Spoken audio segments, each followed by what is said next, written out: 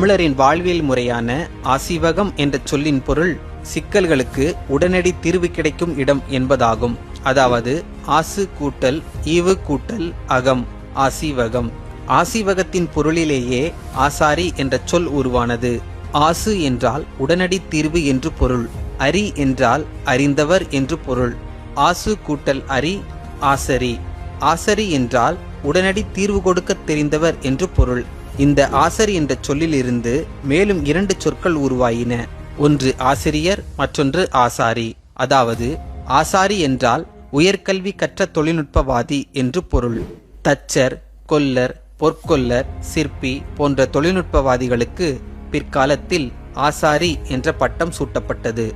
மரங்களை இழைத்து தைப்பவர், அதாவது இணைப்பவர் தச்சர் எனப்பட்டனர். முருகன் காலத்துக்கு முன்பே தச்சர்கள் இருந்தனர். அவர்களே நெசவுத்தறியை முருகன் உருவாக்க உதவியாக